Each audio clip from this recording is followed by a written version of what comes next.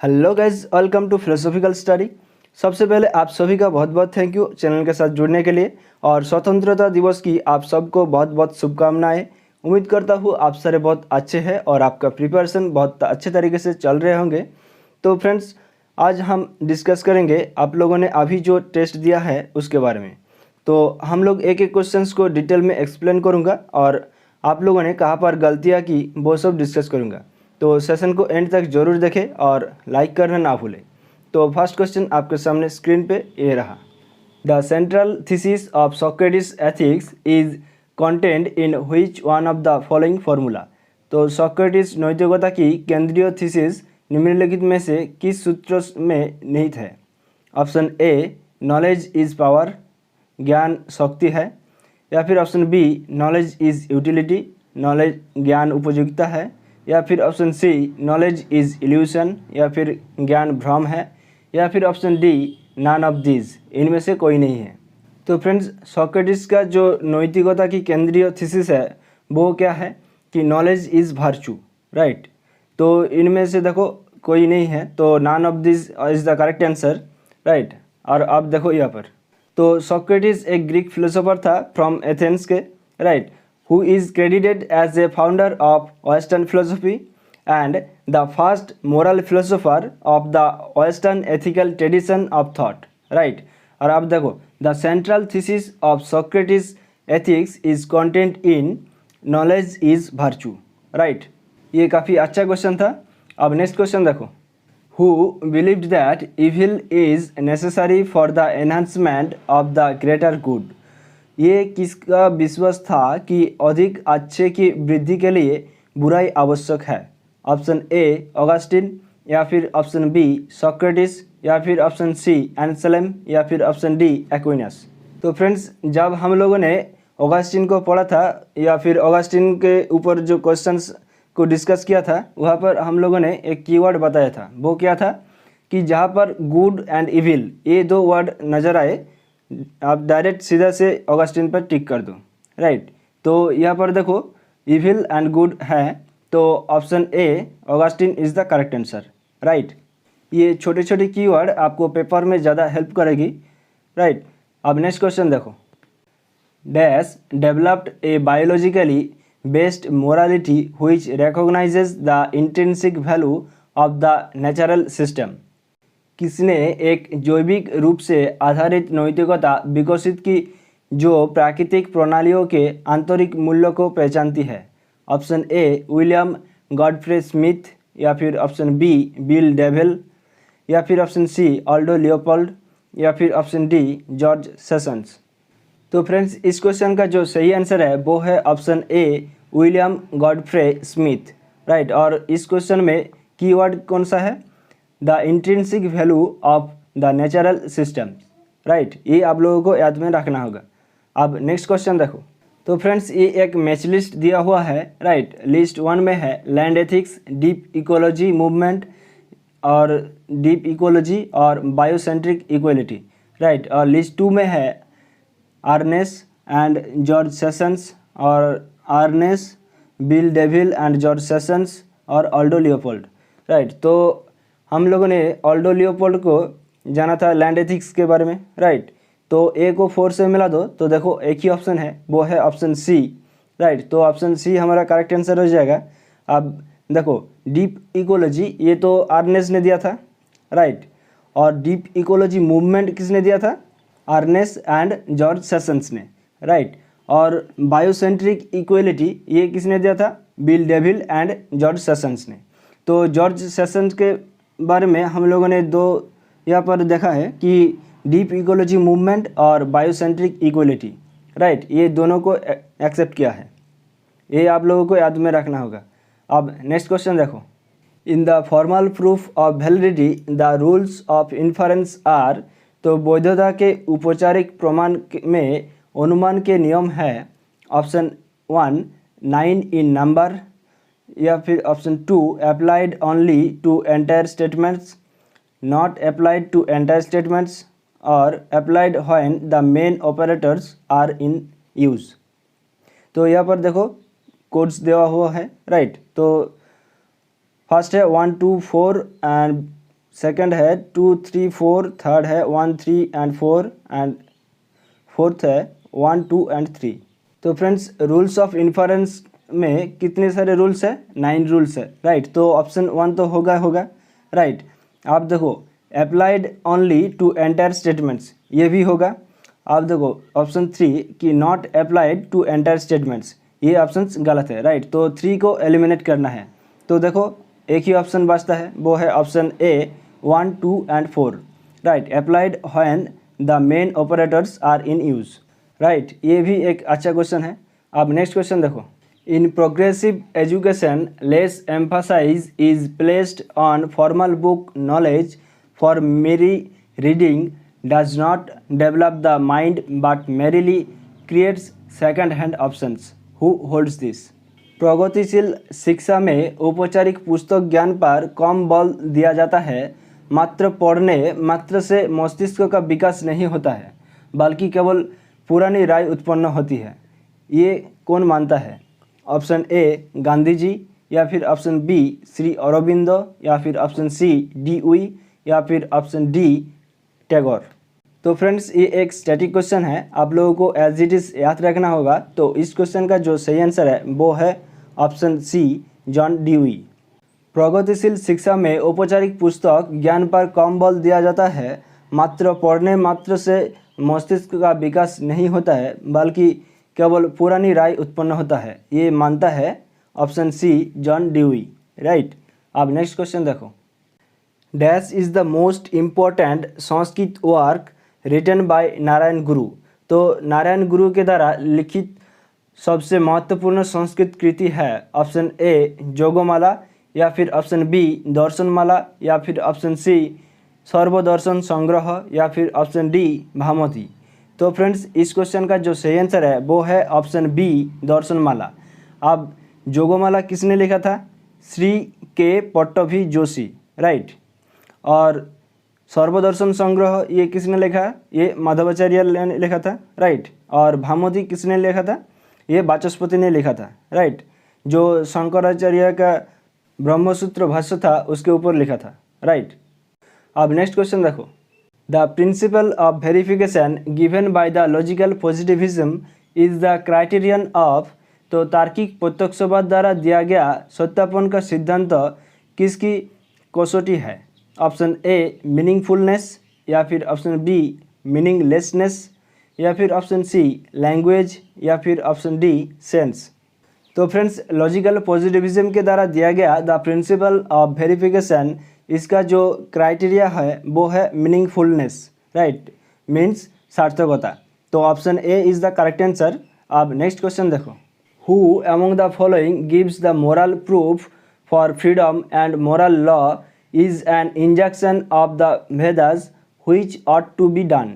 तो निम्नलिखित में से कौन स्वतंत्रता के लिए नैतिक प्रमाण देता है और नैतिक कानून वेदों का एक आदेश है जिसे किया जाना चाहिए? तो option A Prabhakar, option B the Upanishads, the Vedantas and option D yoga. तो फ्रेंड्स ये एक कॉमन सेंस वाला क्वेश्चन है, राइट। अगर आप लोगों के पास थोड़ा सा दिमाग है तो आप इस क्वेश्चन को बहुत ही आसानी से सॉल्व कर पाओगे। तो देखो क्वेश्चन में फर्स्ट वर्डिंग में ही पूछा है कि who among the following, right. तो यहाँ पर एक इंडिविजुअल पर्सन्स का नाम जानना चाहते हैं, राइट, कि किसने किया है। और ऑप्शन में देखो एक ही नाम है, वो है ऑप्शन ए प्रभाकर, राइट। उसके अलावा तो और किसी का नाम नहीं है, तो option A is the correct answer, right. अब नेक्स्ट क्वेश्चन देखो, which one of the following statements is not true according to J.S. Mill. तो निम्नलिखित में से कौन सा कथन J.S. मिल के अनुसार सत्य नहीं है? तो यहाँ पर नॉट पूछा है, राइट। ये आप लोगों को याद में रखना होगा। तो देखो option A the greatest happiness of the greatest number, या फिर option B virtue is a good of this description, या फिर option C happiness is not an abstract idea but a concrete whole, या फिर option D Mill equates higher and lower pleasures. तो friends J.S. Mill के according देखो option A the greatest happiness of the greatest number, ये option सत्य नहीं है, क्योंकि ये बेंथम ने बोला था right, the greatest happiness of the greatest number of the people, right. तो option A is the correct answer. अब नेक्स्ट क्वेश्चन देखो। तो फ्रेंड्स ये एक मैच लिस्ट दिया हुआ है। लिस्ट 1 में है सदाचार, जाति धर्म, देश धर्म और कुल धर्म, राइट। और लिस्ट 2 में है family duties, duties to the country, caste duties और कस्टमरी गुड कॉन्डक्ट। तो फ्रेंड्स जो कुल धर्म है, कुलो मीन्स क्या है कि फैमिली, राइट। जो फैमिली का जो ड्यूटीज़ है वो है कुल धर्म, राइट। तो डी को 1 से मिलाओ तो देखो एक ही ऑप्शन है, वो है ऑप्शन ए, राइट। तो option A is the correct answer. आप देखो जाति धर्म, ये कास्ट ड्यूटीज़ हो जाएगा, राइट। कास्ट मीन्स जाति। आप देखो देशो धर्म, देशो धर्म means duties to the country, country means देश, राइट। अब सदाचार, सदाचार क्या हो जाएगा, ये customary good and conduct, right. अब नेक्स्ट क्वेश्चन देखो। Arrange the following books in the order in which they appeared, use the code given below.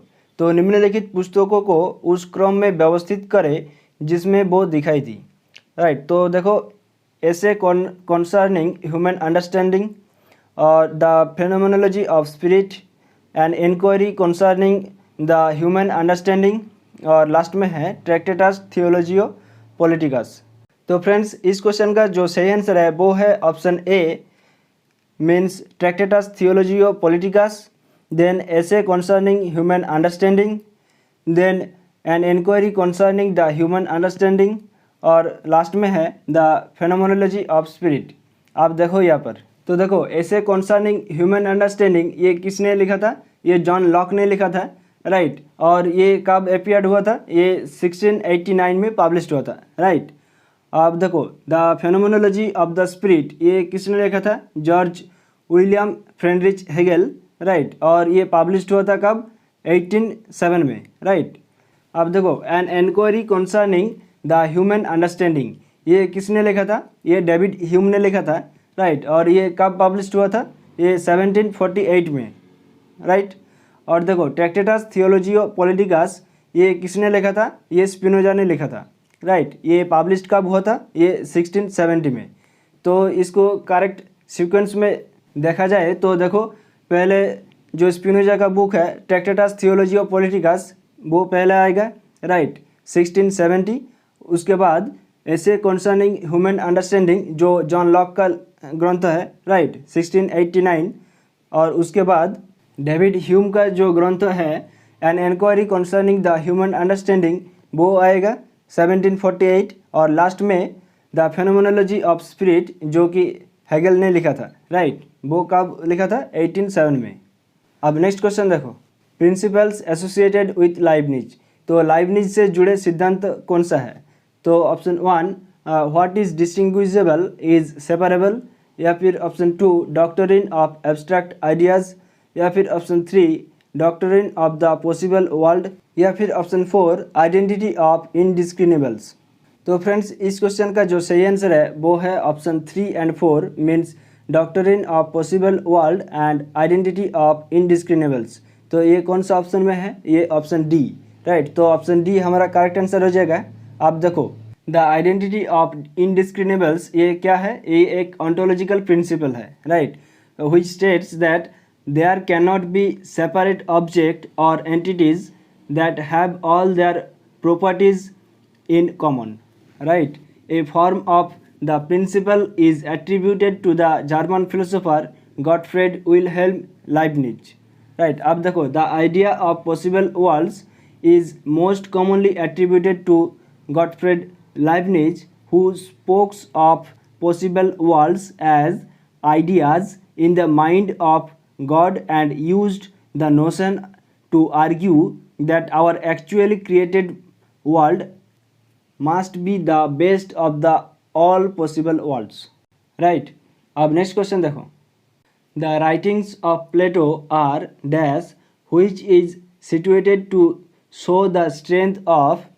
तो प्लेटो के लेखन डैश में है जो डैश की ताकत दिखाने के लिए उपयुक्त है।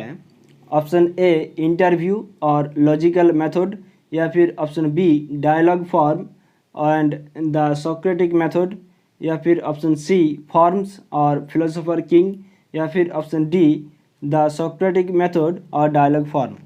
तो देखो ये बहुत ही एक आसान क्वेश्चन है। The writings of Plato are in dialogue form, right. जो प्लेटो के जितने सारे राइटिंग्स थे वो सारे के सारे डायलॉग फॉर्म में ही लिखा था। प्लेटो, क्रिटो, फेडो, मेनो, राइट, और एपोलॉजी, रिपब्लिक, जितने सारे ग्रंथ है वो सारे के सारे डायलॉग फॉर्म में ही लिखा था, राइट। और इसमें किसके ऊपर बातचीत किए थे? ये सोक्रेटिस के ऊपर जोर दिया था, राइट। तो the writings of Plato are in dialogue form which is situated to show the strength of the Socratic method, right। तो option B is the correct answer. अब नेक्स्ट क्वेश्चन देखो। By Copernican revolution Kant means, तो Kant के according Copernican revolution क्या है? Option A no object can ever be thought of without the help of categories, या फिर option B no meaning can be assigned outside the domain of experience, या फिर option C no relation between conception can be established outside the domain of consciousness, या फिर option D things as objects of knowledge exist external to the mind। तो friends can't के अनुसार कोपरनिकन revolution का जो अर्थ है वो है श्रेणियों की मदद के बिना कभी भी किसी वस्तु के बारे में नहीं सोचा जा सकता है, राइट। तो option A no object can ever be thought of without the help of categories, तो ये हमारा सही आंसर हो जाएगा। अब नेक्स्ट क्वेश्चन देखो। The three types of inanimate in Dvaitadvaita are, तो द्वैताद्वैत में तीन प्रकार के निर्जीव है। ऑप्शन ए जीव, जगत एंड ईश्वर, या फिर ऑप्शन बी अप्रकृत, प्रकृत एंड काल, या फिर ऑप्शन सी सत्य, रजस एंड तमस, या फिर ऑप्शन डी सत, सदासत एंड असत। तो फ्रेंड्स द्वैताद्वैत को किसने सब्सक्राइब किया था? ये निम्बार्काचार्य ने, राइट। निम्बार्काचार्य ने द्वैताद्वैत को एक्सेप्ट किया था, और उसके अकॉर्डिंग जो निर्जीव, जो थ्री टाइप्स का जो निर्जीव है इनएनिमेट है वो कौन कौन सा है? अप्रकृत, प्रकृत एंड काल, राइट। तो ऑप्शन बी हमारा करेक्ट आंसर हो जाएगा। अब नेक्स्ट क्वेश्चन देखो। तो फ्रेंड्स ये एक असर्शन और रीजनिंग वाला क्वेश्चन दिया हुआ है, राइट। तो असर्शन में क्या पूछा है कि there is a real contact means संयोग between Purusha and Prakriti, right. पुरुष और प्रकृति के बीच एक वास्तविक संपर्क है। और रीजन में क्या बोला है? Because both of them are tangible substances, right, क्योंकि ये दोनों ही मूर्त पदार्थ हैं। तो देखो कोर्स में क्या पूछा है कि option A both assertion and reasoning are false, या फिर option B both assertion and reasoning are true, या फिर both assertion and reasoning are true and reasoning is the correct explanation of assertion, या फिर option D only assertion is true and reason is false.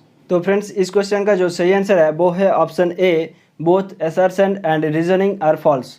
क्यों? क्योंकि देखो ये जो पुरुष और प्रकृति के बीच रियल कांटेक्ट नहीं होता है, राइट, और ये इनटेंजिबल सब्सटेंसेस है, राइट, ये टेंजिबल सब्सटेंसेस नहीं है, राइट। इस वजह से both assertion and reasoning are false. अब नेक्स्ट क्वेश्चन देखो। Dash points out that if Descartes definition of substance is to be strictly adhered to, there can be only one substance, that is God। किसने इंगित करता है कि यदि डेकार्ड्स की पदार्थ की परिभाषा का कड़ी से पालन किया जाता है तो केवल एक ही पदार्थ हो सकता है, अर्थात ईश्वर। ये किसने इंगित करता है? तो ऑप्शन ए स्पिनोजा, या फिर ऑप्शन बी ह्यूम, या फिर ऑप्शन सी लॉक, या फिर ऑप्शन डी बार्कले। तो फ्रेंड्स किसने एक ही सब्सटेंस को एक्सेप्ट किया है? स्पिनोजा ने, राइट। और स्पिनोजा ने क्या बोला है? Substance equals to God equals to nature, right. तो यहाँ पर देखो one substance that is God, right. तो इस क्वेश्चन का जो सही आंसर है वो है ऑप्शन ए स्पिनोजा, राइट। अब नेक्स्ट क्वेश्चन देखो। तो फ्रेंड्स ये एक मैच लिस्ट दिया हुआ है, राइट। लिस्ट 1 में है वेदना, संज्ञा, संस्कार और विज्ञान, राइट। और लिस्ट 2 में है कॉन्शियसनेस, फीलिंग और कॉन्सेप्शन और फोर्स, राइट। तो देखो वेदना ये क्या हो जाएगा, ये फीलिंग्स है, राइट। तो ए को 2 से मिलाओ तो देखो 2 ऑप्शन है, ऑप्शन नंबर बी और ऑप्शन नंबर डी, राइट। अब देखो विज्ञान, विज्ञान मीन्स क्या है, ये कॉन्शियसनेस है, राइट। तो देखो डी को 1 से मिलाओ तो देखो बी और डी के बीच एक ही ऑप्शन बचता है, वो है ऑप्शन नंबर बी, राइट। तो option B is the correct answer. अब देखो ये संज्ञा ये क्या हो जाएगा, ये कॉन्सेप्शन हो जाएगा, राइट। और संस्कार ये क्या हो जाएगा, ये फोर्स हो जाएगा, right. So this should be your approach, right. इसी अप्रोच के ऊपर काम करना है। अब नेक्स्ट क्वेश्चन देखो, असिद्ध और sadhyasama is a fallacy in Indian logic, right. In the proposition the sky lotus is fragrant because it is a lotus like the lotus of a lake. The subdivision of the above fallacy is असिद्ध या साध्यसमा भारतीय तर्क में एक भ्रांति है। प्रस्तावक में आकाश कमल संगठित है क्योंकि ये कमल है, एक झील के कमल की तरह। उपरोक्त भ्रम का उपविभाजन है ऑप्शन ए स्वरूप सिद्ध, या फिर ऑप्शन बी आश्रय सिद्ध, या फिर ऑप्शन सी व्याप्यता सिद्ध, या फिर ऑप्शन डी सिद्ध। तो फ्रेंड्स इस क्वेश्चन का जो सही आंसर है वो है ऑप्शन बी आश्रय सिद्ध हेत्वाभास, राइट। ये जो क्वेश्चंस लिए गए हैं ये हेत्वाभास से क्वेश्चंस पूछे गए थे, राइट। और यहाँ पर देखो the sky lotus is fragrant because it is a lotus like the lotus of A lake, right. तो स्काई लोटस क्या है, स्काई में कोई लोटस नहीं होता है, राइट, सिर्फ और ये झील में ही होता है। तो यहाँ पर प्लेसमेंट की बात हो रही है, राइट, मीन्स आश्रय। तो ये जो लोटस है वो झील को आश्रय करके ही रहता है, राइट, ये आकाश में नहीं रहता है। तो इस वजह से इस क्वेश्चन का जो सही आंसर है वो है ऑप्शन बी आश्रय सिद्ध, राइट। अब नेक्स्ट क्वेश्चन देखो। तो फ्रेंड्स ये एक मैच लिस्ट दिया हुआ है। तो लिस्ट 1 में है story of Nachiketa, Yajnavalkya, Gargi and मैत्री। सी में है श्वेतकेतु तत्ववंशी, और डी में है ब्रह्म वेदा ब्रह्मैव भवति, और लिस्ट 2 में है छांदोग्य, कथ, मांडुक्य और बृहदारण्यक उपनिषद। तो फ्रेंड्स जो ब्रह्म वेदा ब्रह्मैव भवति है वो किस उपनिषद में दिया गया है, वो मांडुक्य उपनिषद में दिया गया है, राइट। तो डी को 3 से मिला दो तो देखो एक ही ऑप्शन है, वो है ऑप्शन ए, राइट। अब देखो स्टोरी ऑफ नचिकेता ये किस उपनिषद में पाए जाते हैं, ये कथा उपनिषद में पाए जाते हैं, राइट। और ये यज्ञवल्क, गार्गी और मैत्री ये किस उपनिषद में पाए जाते हैं, ये बृहदारण्यक उपनिषद में पाए जाते हैं, राइट। और श्वेतकेतु तत्ववंशी ये छांदोग्य उपनिषद, राइट। अब अगला क्वेश्चन देखो। तो फ्रेंड्स ये एक असर्शन और रीजनिंग वाला क्वेश्चन दिया गया है, राइट। तो यहाँ पर कुमारिल भट्ट के कॉन्टेक्स्ट में पूछा है। तो असर्शन में क्या बोला है, negation can not be perceived, नकारात्मक नहीं समझी जा सकती।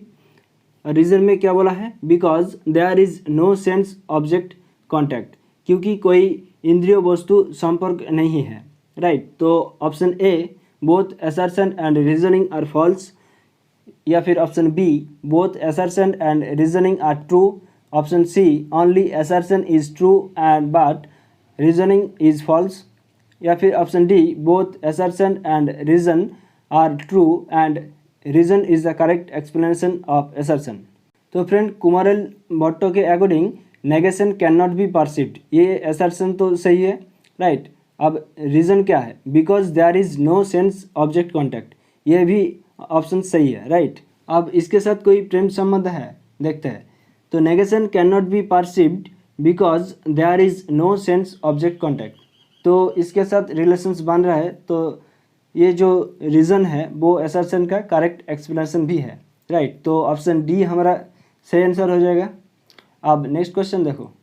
For Krishnamurti freedom from the known means, तो कृष्णमूर्ति के लिए फ्रीडम फ्रॉम द नोन का अर्थ क्या है, ऑप्शन ए फॉल्स एनवायरनमेंट, या फिर ऑप्शन बी एवर्ड एनवायरनमेंट, या फिर option C untrue worth of the environment, या फिर option D truth worth of the environment.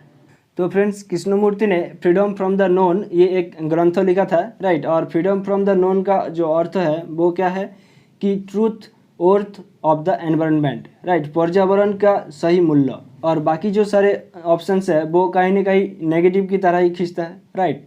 तो इस वजह से option D is the correct answer. अब नेक्स्ट क्वेश्चन देखो, the snake that is seen in a rope in a case of illusion is termed as dash in Advaita. तो भ्रम की स्थिति में रस्सी में दिखाई देने वाले सांप को अद्वैत में क्या कहा जाता है? तो ऑप्शन ए विपरीत धर्म, या फिर ऑप्शन बी असत मात्र बंधापुत्र, या फिर ऑप्शन सी सदासत विलक्षण, या फिर ऑप्शन डी एक्चुअल रोप। तो फ्रेंड्स, अगर आप लोगों ने ऑप्शंस को ठीक से देखा है तो देखो विपरीत धर्म ये स्नेक और रोप के विपरीत धर्म नहीं है, राइट।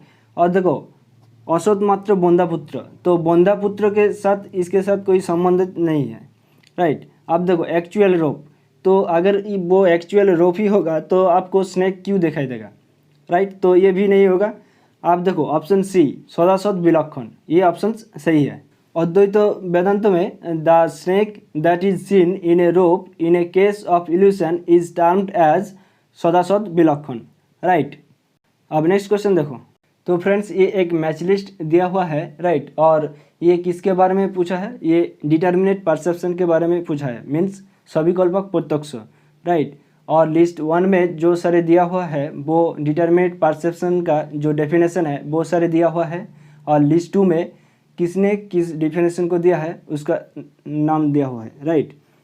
तो फ्रेंड्स जो गंगेशो है उन्होंने डिटर्मिनेट परसेप्शन के बारे में क्या बोला है कि relational apprehension of an object with association of names goods differentia, right. तो देखो सी को 1 से मिला दो तो देखो एक ही ऑप्शन है, वो है ऑप्शन ए, राइट। आप देखो जो अन्नम भट्ट है उन्होंने तर्क संग्रह ग्रंथ में क्या बोला है डिटर्मिनेट परसेप्शन के बारे में कि immediate apprehension of an object and it's qualities with A clear knowledge of same, right. आप देखो जो बादशाहन है उन्होंने क्या बोला है कि object is perceived with its name, right. ये बादशाहन के अकॉर्डिंग डिटर्मिनेट परसेप्शन है। आप देखो जयंत भट्ट ने क्या बोला है apprehension of substance qualities actions and universal together, right. तो option A is the correct answer. अब नेक्स्ट क्वेश्चन देखो, तो फ्रेंड्स ये भी एक मैच लिस्ट दिया हुआ है, राइट। और ये किसके बारे में पूछा है? ये खेतीबाद के बारे में पूछा है, राइट। तो लिस्ट 1 में जो सारे खेतीबाद है उसका नाम दिया हुआ है, और लिस्ट 2 में वो उसका क्या अर्थ है वो सारे दिया हुआ है, राइट। तो देखो सदासत विलक्षण खेती ये क्या है? ये apprehension of true and false together, right. तो देखो ए को 2 से मिलाओ तो देखो एक ही ऑप्शन है, वो है ऑप्शन नंबर बी, राइट। तो option B is the correct answer.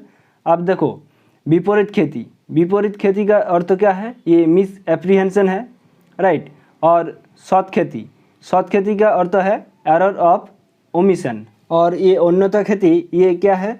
ये object of cognition is elsewhere, right. तो option B is the correct answer. अब आप लोगों को एक होमवर्क है, ये सारे जो खेतीबाद दिया हुआ है क्वेश्चन में वो किसने एक्सेप्ट किया है वो सारे आप लोगों को कमेंट सेक्शन में लिखना होगा, राइट। अब नेक्स्ट क्वेश्चन देखो, 3 aspects of religion according to Vivekananda are, Vivekananda के अनुसार धर्म के 3 पहलू है। Option A science psychology and philosophy, option B rituals science and philosophy, या फिर option C mythology histography and ethics, या फिर option D philosophy mythology and rituals. तो फ्रेंड्स इस क्वेश्चन का जो सही आंसर है वो है option D philosophy mythology and rituals. आप देखो यहाँ पर Swami Vivekananda said every religion has 3 components, कौन कौन सा? Philosophy and ethics, mythology and rituals and ceremonies, right.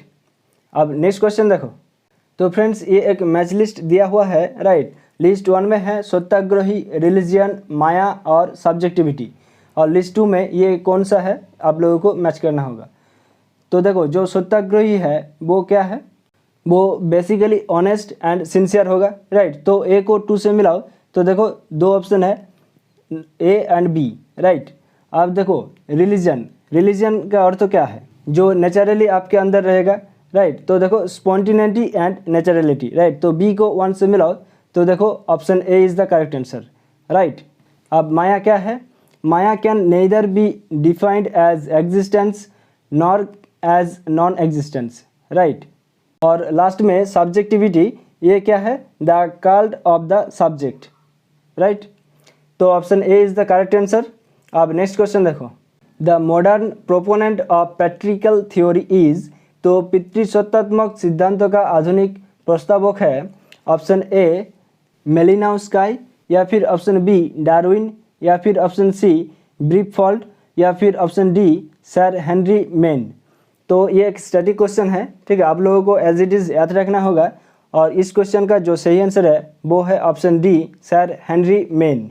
तो आज इस टेस्ट का लास्ट क्वेश्चन है, the proposition in which both the subject and predicate terms are distributed is a dash proposition. वो प्रस्ताव जिसमें विषय और विधेय दोनों शब्दों को वितरित किया जाता है एक डैश प्रस्ताव है। ऑप्शन ए ओ प्रोपोजिशन, या फिर ऑप्शन बी आई प्रोपोजिशन, या फिर ऑप्शन सी ई प्रोपोजिशन, या फिर ऑप्शन डी ए प्रोपोजिशन। तो फ्रेंड्स इस क्वेश्चन का जो सही आंसर है वो है ऑप्शन सी ई प्रोपोजिशन, राइट। ई प्रोपोजिशन में सब्जेक्ट एंड प्रेडिकेट टर्म दोनों ही डिस्ट्रीब्यूटेड होता है। अब देखो यहाँ पर जो ए प्रोपोजिशन है, प्रोपोजिशन क्या है? All S is P, right. ये यूनिवर्सल प्रोपोजिशन है और अफर्मेटिव भी है और ये डिस्ट्रीब्यूटेड करता है ओनली सब्जेक्ट टर्म को, राइट। और ई प्रोपोजिशन हम लोगों ने तो बोला है कि सब्जेक्ट एंड प्रेडिकेट दोनों टर्म को ही डिस्ट्रीब्यूटेड करता है, राइट। और आई प्रोपोजिशन ये ना तो कोई सब्जेक्ट और ना ही प्रेडिकेट टर्म को डिस्ट्रीब्यूटेड करता है, राइट। और ये जो ओ प्रोपोजिशन है ये ओनली प्रेडिकेट टर्म को ही डिस्ट्रीब्यूटेड करता है। So this is all about Sunday special freedom test. उम्मीद करता हूँ इस सेशन में आप लोगों ने बहुत कुछ सीखा होगा, बहुत कुछ जाना होगा और इस टेस्ट का रिजल्ट टेलीग्राम चैनल पे मिल जाएगा, राइट। टेलीग्राम चैनल को ज़रूर ज्वाइन कर लो। टेलीग्राम चैनल का नाम है फिलोसॉफिकल स्टडी और फीडबैक ज़रूर देना। मिलते हैं अगले सेशन में, तब तक के लिए हंसते रहे, मुस्कुराते रहे और चित्त को शांत रखकर अपने प्रिपरेशन को आगे लेकर चले। Thank you, bye bye, take care, ध्यान रखिएगा, जय हिंद।